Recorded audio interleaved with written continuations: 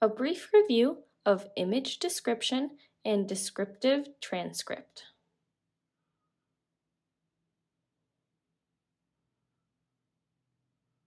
Accessibility is one of the main goals of the Commission, and we would like to share some tips on creating image descriptions and descriptive transcripts to help make your content accessible.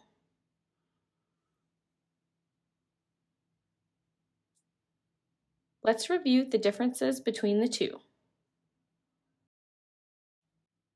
Image description describes the contents of images, photos, graphs, and infographics.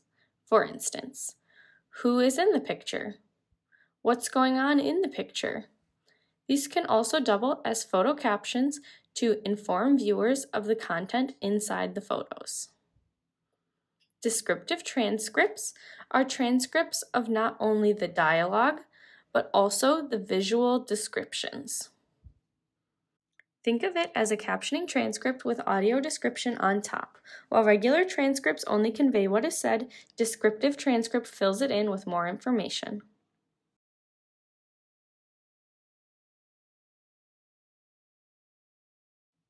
Here are some tips to assist with creating image descriptions and descriptive transcripts. Image descriptions. Answer the basic questions of who, where, and what. Stick to the basics and try to avoid over-describing. Just give the nutshell of what's in the picture. To help you describe the image, answer the following questions.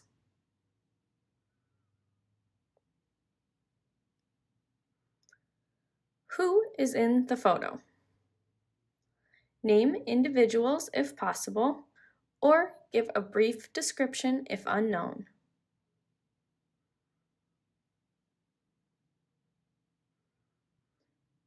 Where was the photo taken? Outside, inside, the Capitol building, a theater? What is happening in the photo? Is the person shaking hands with the governor? Is the person signing a document?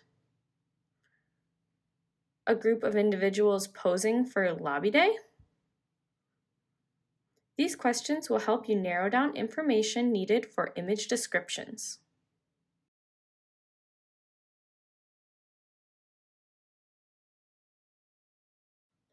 A word on alternate text, which is also available. Images can also have alternate text embedded, which will show up to screen readers.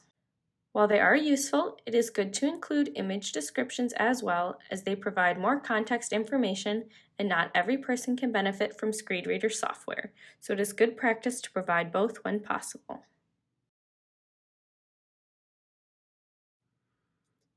Descriptive transcripts. Describing the visual aspects of a video clip requires a few more steps, but it can be done. First of all, is there a caption file available? This will make the description writing much easier and faster and save yourself some time. Download the caption file if already made and delete the timestamps.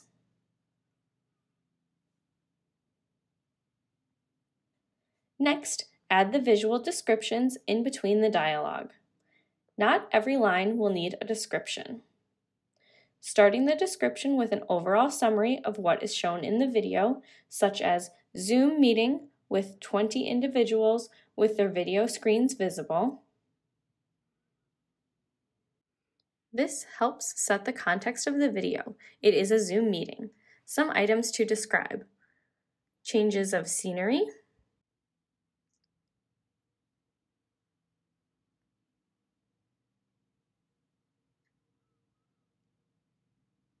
Changes of who is shown on the screen.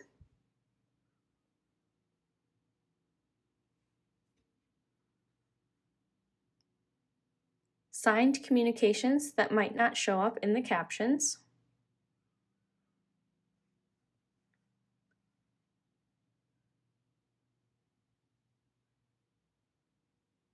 text on screen, like text overlay, PowerPoint slides, visual numbers and email addresses, etc.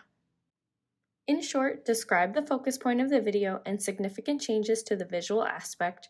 Avoid describing details that are not relevant to the message being shared.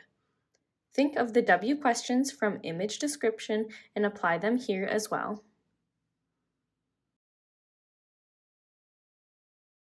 Current best practices is to provide both alternate text and image descriptions, and to provide descriptive transcripts over traditional transcripts. Not everyone is aware of the accessibility features and may overlook them for more traditional methods.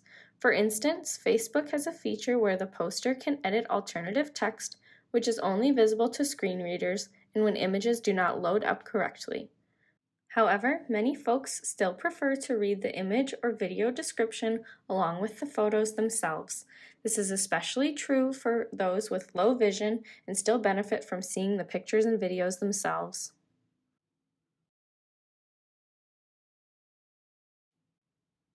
Use of image description and descriptive transcripts are not limited to individuals who have vision loss. Sighted individuals also benefit from image description and descriptive transcripts. With image descriptions, they provide context information that might be lost on the viewer, aiding with identification of the persons, objects, or locations in the photo. They also help with finding photos in searches either through search engines or social media posts.